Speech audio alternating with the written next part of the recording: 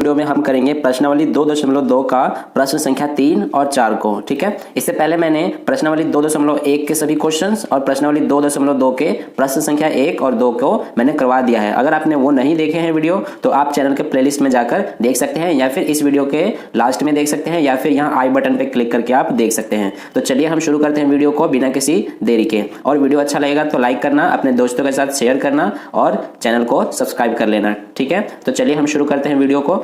देखिए, प्रश्न संख्या 3 में हमसे क्या कहा गया है कि सत्यापित कीजिए कि दिखाए गए मान निम्नलिखित स्थितियों में संगत बहुपद के शून्यक हैं। तो इसमें हमें 8 भाग दिए गए हैं, 8 को हमें हल करना है। तो सबसे पहले करते हैं हम अपना पहला।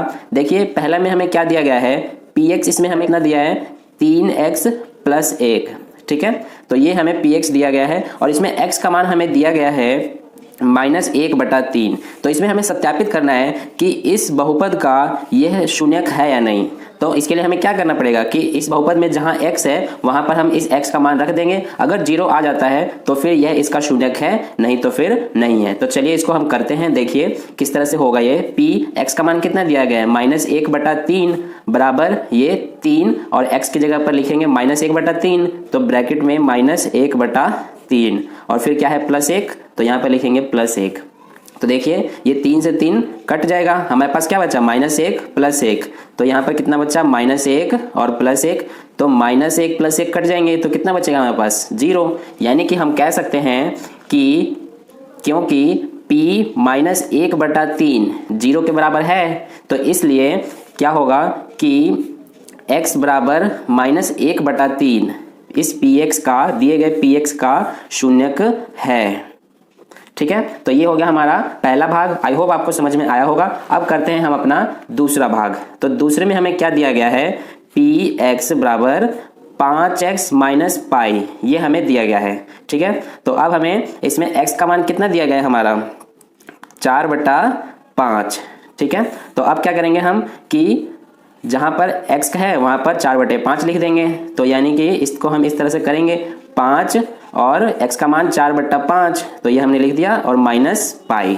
तो यहाँ पे ये 5 से 5 कट जाएगा, तो हमारे पास कितना बचा 4 - पाई।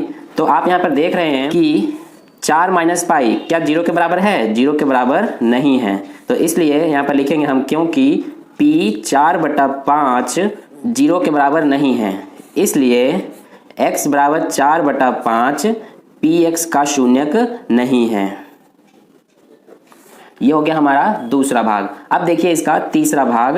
तो तीसरे भाग में हमें क्या कहा गया है प्रश्न में, इसमें हमें px कितना दिया गया है, px का मान वो है x² - 1। अब हमें क्या करना है, इसमें x का मान इसमें 2 दिए गए हैं, एक तो 1 और एक -1। तो पहले हम x का मान 1 लिख के करते हैं। तो x का मान 1 लिया हमने और x की जगह पर 1 लिखेंगे, स्क्वायर है तो स्क्वायर -1।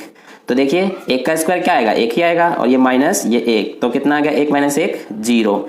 अब कर लेते हैं हम अपना इसका x बराबर -1 लेकर। तो देखिए p -1 बराबर कितना हो जाएगा x², यानी कि -1 का स्क्वायर और ये -1। तो यहाँ पर -1 का स्क्वायर क्या होगा, 1 ही होगा, क्योंकि स्क्वायर है और माइनस लगा है, तो स्क्वायर जब लिखते हैं तो माइनस हट जाता है, और ये -1, तो कितना आ गया 1 - 1 0। तो इस तरह से दोनों ही कंडीशन में 0 0 आ गया। तो हम यहाँ पर लिखेंगे क्योंकि p 1 बराबर 0 तथा p -1 बराबर 0 है, इसलिए 1 और -1 px का शून्यक हैं। ठीक है, ये हो गया हमारा तीसरा भाग। अब इसका चौथा भाग देखिए। तो चौथा भाग में हमें क्या कहा गया है कि px कितना दिया गया है हमें, x + 1 और x - 2। तो इस तरह से इसमें आप देख सकते हैं कि p का मान कितना दिया गया है हमें, इसमें भी 2 है, -1 और 2। तो पहले हम लेके करते हैं -1 को। तो देखिए जहां पर x है वहां पर -1 लिखेंगे, ये फिर +1। इसी तरह से यहाँ पे भी -1 और ये -2। तो यहाँ से कितना आ जाएगा -1 + 1 कितना होगा 0, और ये -1 - 2 -1 और ये कितना हो गया -3। तो यहाँ पे अब 0 का -3 से गुणा करेंगे, तो 0 को किसी भी संख्या से गुणा करेंगे तो 0 ही आता है। तो इस तरह से यहाँ पर 0 आ गया। अब कर लेते हैं p x का मान 2 लेकर। तो यहाँ पर x की जगह पर 2 लिखेंगे +1, और ये x की जगह पर 2 और ये -2। तो इस तरह से 2 + 1 3, और ये 2 - 2 0। तो 3 को 0 से गुणा करेंगे तो कितना आएगा, 0 ही आएगा। तो इस तरह से दोनों ही कंडीशन में आप देख रहे हैं कि 0 0 आ गया। तो इस तरह से हम यहाँ पर लिखेंगे क्योंकि p माइनस 1 बराबर 0 है तथा p2 भी बराबर 0 है, इसलिए -1 और 2 px के शून्यक हैं। ठीक है, तो ये हो गया हमारा चौथा भाग। अब कर लेते हैं पांचवा भाग। तो पांचवा भाग में देखिए क्या दिया गया है हमें, px का मान कितना है, x स्क्वायर। ठीक है, तो इसमें हमें x का मान कितना दिया गया है, इसमें x का मान है 0, तो इसलिए x का मान 0 लेके करेंगे तो क्या होगा, 0 का स्क्वायर। अब 0 का स्क्वायर कितना होता है, 0 ही होता है। तो यहाँ पर आप देख सकते हैं कि 0 आ गया, तो इसलिए यहाँ पर लिखेंगे क्योंकि p0 बराबर 0 आ गया, इसलिए 0 px का शून्यक है। ठीक है, ये हो गया हमारा पांचवा भाग। अब इसका छठा भाग देखिए। छठे भाग में हमें क्या दिया गया है कि px बराबर lx प्लस m, और इसमें x का मान कितना दिया गया है, -m/l, यानी कि हमें x का मान -m/l लेके करना है। तो यहाँ पे हमने इसको ले लिया। अब देखिए l की जगह पर तो l ही लिखेंगे और x की जगह पर क्या लिखेंगे, -m/l और ये प्लस m। ठीक है, तो ये हमने यहाँ तक करा। अब देखिए आगे l से l कट जाएगा, अब क्या बचा हमारे पास, -m प्लस m, तो -m प्लस m कट गया तो क्या बचा हमारे पास, 0। तो इस तरह से ये हो गया, 0 आ गया। अब हम यहाँ पे क्या लिखेंगे कि क्योंकि p -m/l बराबर 0 है, इसलिए -m/l px का शून्यक है। तो ये इस तरह से हमारा हुआ छठा भाग। अब इसका सातवां भाग देखिए। सातवें भाग में हमसे क्या कहा गया है, px का मान कि 3x स्क्वायर -1 है, और इसमें x का मान 2 दिए गए हैं, एक तो -1/वर्गमूल 3 और दूसरा है 2/वर्गमूल 3। तो पहले हम -1/वर्गमूल 3 लेके करते हैं। तो देखिए px का मान कितना लेंगे, -1/वर्गमूल 3। इस तरह से 3 का 3 लिखेंगे, x की जगह पर क्या लिखेंगे, -1/वर्गमूल 3 और ये स्क्वायर, फिर क्या है -1।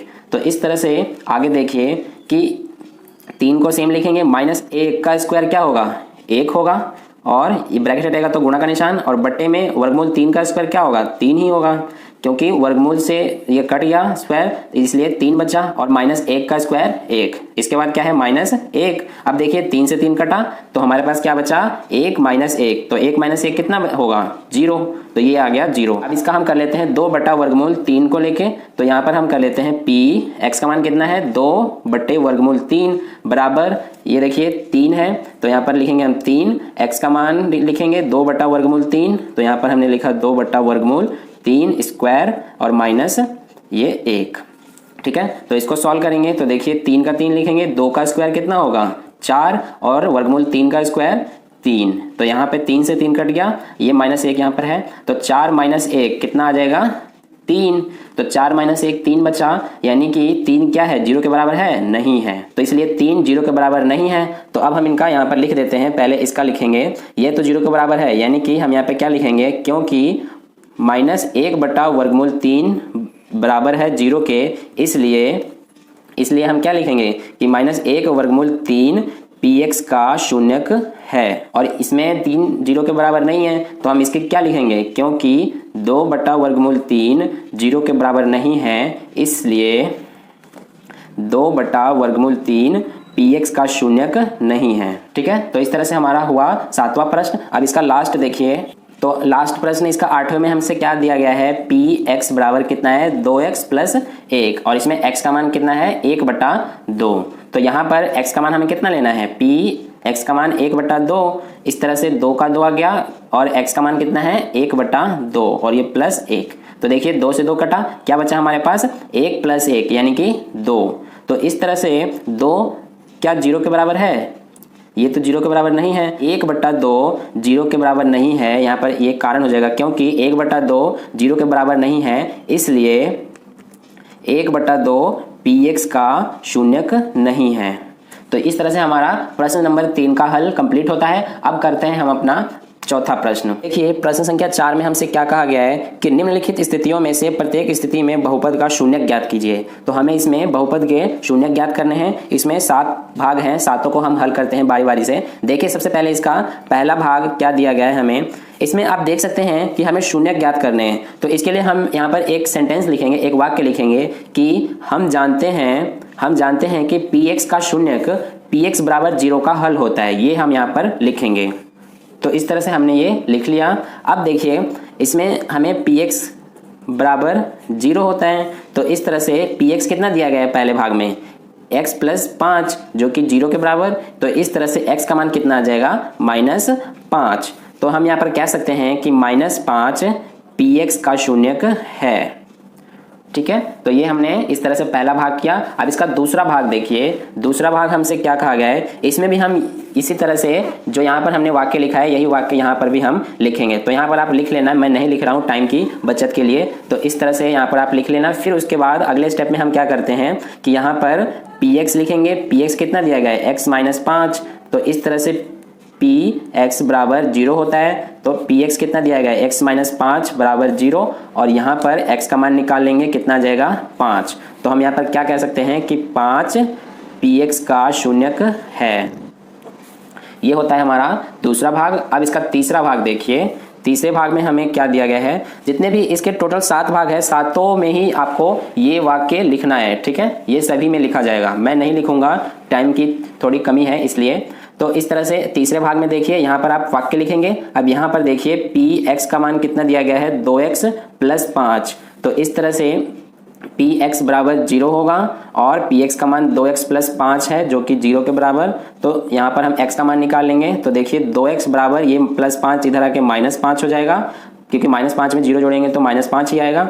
और यहाँ पर x का मान कितना आ जाएगा, -5, ये 2 गुणा में है, इधर आकर भाग में हो जाएगा। तो इस तरह से x का मान कितना आ गया, -5/2। तो हम यहाँ पर क्या लिखेंगे कि -5/2 पी एक्स का शून्यक है। इस तरह से हमारा तीसरा प्रश्न हल होता है। अब देखिए इसका चौथा भाग।